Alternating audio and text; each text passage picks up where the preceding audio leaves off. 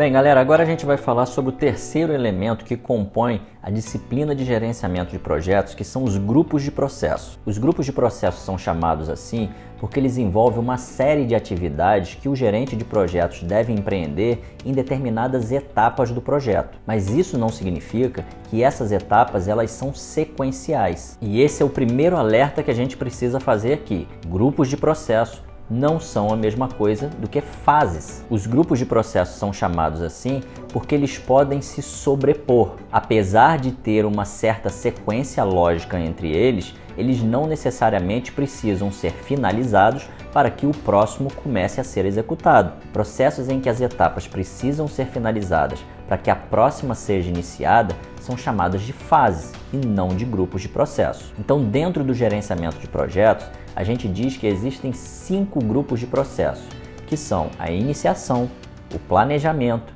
a execução, o monitoramento e controle e o encerramento. O grupo de processos de iniciação é aquele que é responsável pelas atividades de análise de viabilidade do projeto, seja a viabilidade financeira ou seja a viabilidade técnica. Então, todas as atividades que você vai fazer dentro do grupo de processos de iniciação, elas envolvem esse objetivo. Aqui nesse momento, você ainda não está falando em detalhes o que você vai precisar fazer para conseguir executar o seu projeto. Você apenas está fazendo grandes estimativas mais globais para você conseguir viabilizar ou não o seu projeto. Ou seja, no momento da iniciação do projeto, aceita-se uma margem de tolerância ao erro um pouco maior do que quando você está finalizando o planejamento. Sendo assim, a gente pode dizer que o grupo de processos de planejamento é aquele que vai ser responsável por detalhar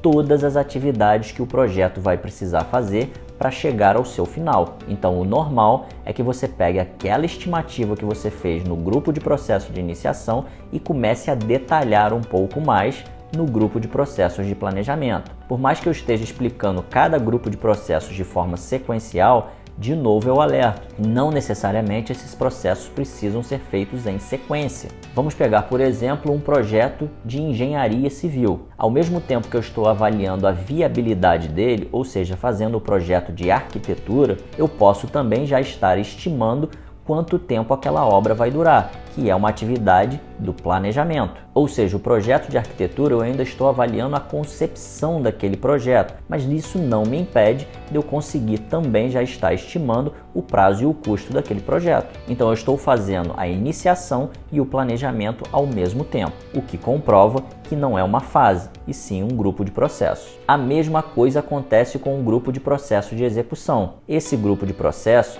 é responsável por colocar em prática e implementar tudo aquilo que foi planejado. E foi planejado justamente no grupo de processos de planejamento. Mas, de novo, eu posso já estar executando alguma coisa enquanto eu estou planejando. Por exemplo, se eu estou desenvolvendo um sistema, eu posso ainda estar planejando o prazo total do projeto, mas ao fazer isso, eu posso criar um protótipo. A criação desse protótipo está no grupo de processos de execução, então é mais uma prova de que eu posso estar planejando e executando ao mesmo tempo. Mas uma vez que eu começo a executar o meu projeto e já tenho o meu planejamento, eu preciso saber também como que eu vou medir o meu projeto.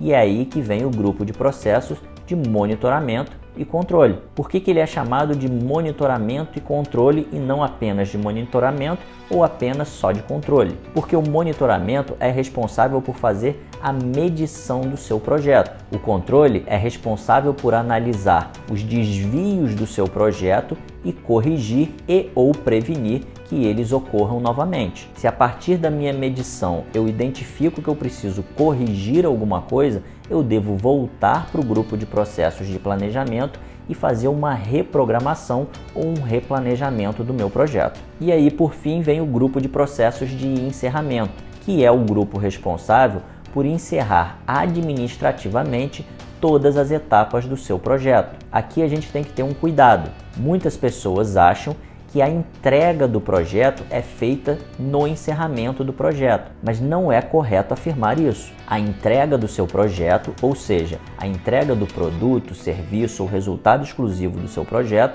é feita na execução. O grupo de processo de encerramento é o momento que você vai encerrar administrativamente o seu projeto. E o que significa isso? Significa que você vai encerrar contabilmente o seu projeto e vai aplicar algumas boas práticas, como coletar lições aprendidas e registrar alguns aprendizados em bases históricas. E aí, puxando um gancho do grupo de processo de encerramento, vocês devem estar se perguntando como que as áreas de conhecimento e as ferramentas e técnicas fazem interface com esses grupos de processo. Em cada área de conhecimento, vocês vão ver que existem ferramentas e técnicas para o grupo de processos de iniciação, de planejamento, de execução, de monitoramento e controle e de encerramento. Então, olhando um pouquinho para trás, a gente vai perceber o seguinte: as áreas de conhecimento são as especialidades que eu preciso saber para executar um projeto. E como que eu coloco em prática essas áreas de conhecimento? Através de ferramentas e técnicas. E quando que eu vou utilizar essas ferramentas e técnicas dentro de um projeto? Vai depender do grupo de processo que você está executando em um determinado momento. Se eu estou fazendo atividades mais no início do projeto,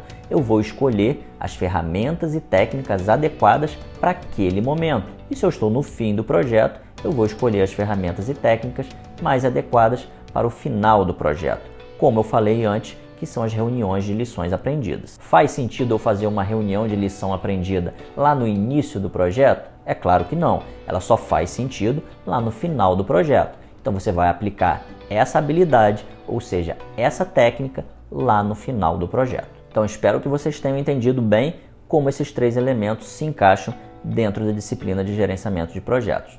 Vamos para a próxima.